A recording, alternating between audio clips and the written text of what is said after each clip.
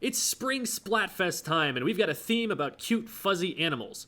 We're celebrating Easter in Japan because even a country where 70% of the population are practitioners of Shinto and Buddhism will still sell candy and egg dyeing kits because they're kind of fun and they make money. We've got baby chicks and bunnies and bears for some reason. I guess maybe it's connected to hibernation ending in springtime.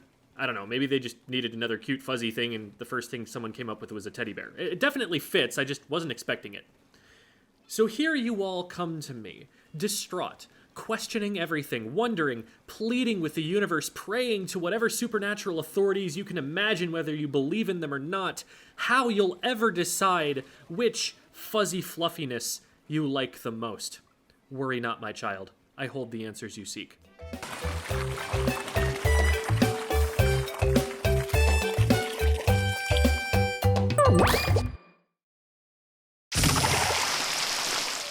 Now, a simpleton might look at this Splatfest and say, it's just asking which one we like the most. It's a matter of personal opinion. You can make your choice for whatever reason you'd like. It's always funny to find someone who's so confidently wrong. This, as any educated folk will tell you, is a scientific question of which fuzzy fluffiness is the cutest. Clearly that's the appeal they're going for here. And that's what Easter is all about anyway. The brutal execution of an ancient Israelite as a sacrifice to a vengeful god, and bunny. To start with, the chick gets bonus Easter points for the symbolism of the egg and the adoption of eggs as a secular aesthetic element of the celebration. But Easter points, remember, are not what we care about scoring here. It's like the 2K paint score your gold arrow spray got in Turf War while they went 0-6 and you lost the game anyway. That's not the win condition.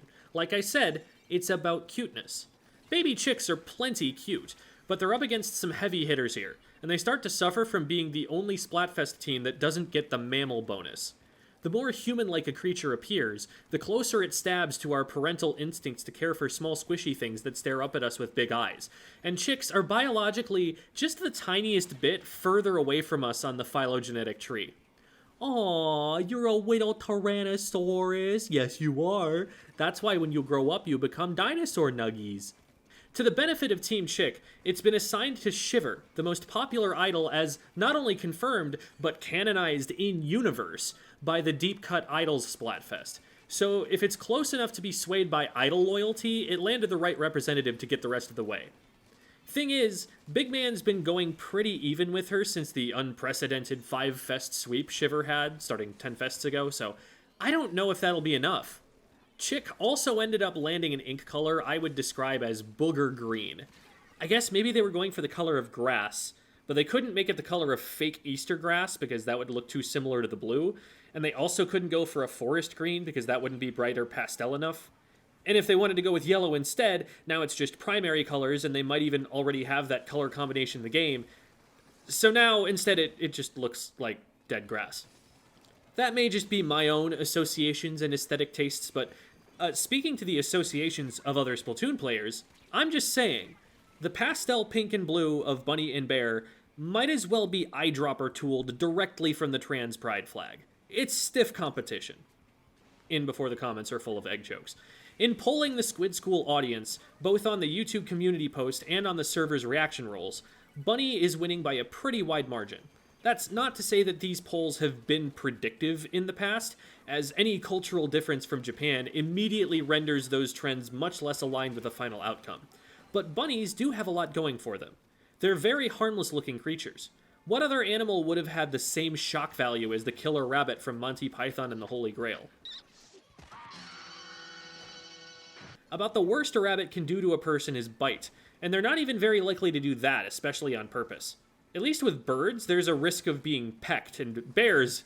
How can we take rabbits seriously when they've got such big goofy ears like that? Shut up about elephants, those are different.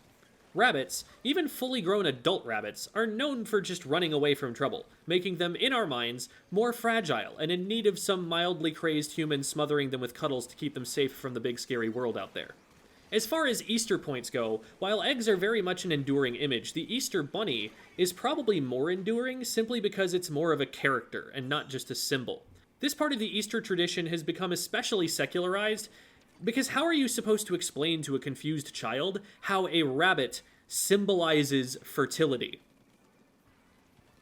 There's just no winning there. So instead of being connected to the meaning of the holiday, it's just your fuzzy mascot suit friend who comes by and delivers eggs and has candy made in his shape and is silly.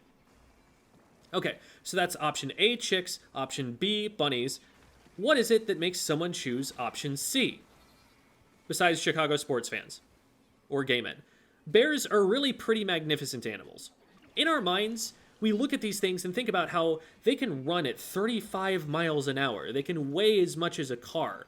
They can pull the doors off our cars.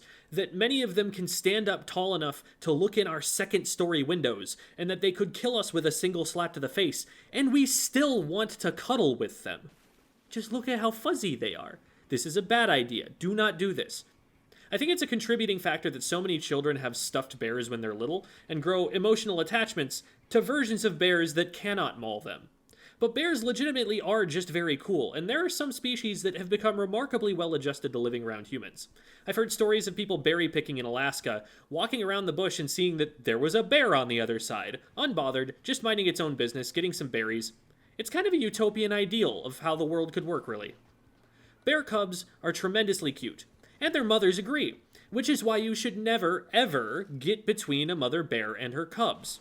If you see cubs, figure out where mom is. Now. I say this because there are too many gamers I've seen go into the Baldur's Gate 3 Owlbear Cave and not understand why they suddenly got pounced on when they decided to wander around and check things out in there. This is a public service announcement so that you continue to live. There's a possibility that the fact that bear cubs are so protected and dangerous to interact with only heightens their cuteness, because now they are the forbidden cuddles.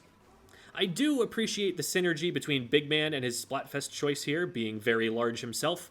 I, for one, who have seen too many pictures of bears sent to me by a friend who was a tour guide and became something of a bear expert for that purpose, not to lean in the direction of bears. And while I can see the mammalian appeal of the bunny, or appreciate the little birdie fella you can hold in your cupped hand, I was tasked as a kid with chasing rabbits away from my mom's garden, too often to harbor warm, cozy feelings with them, and I also have never farmed, so I have no close bond with chickens either.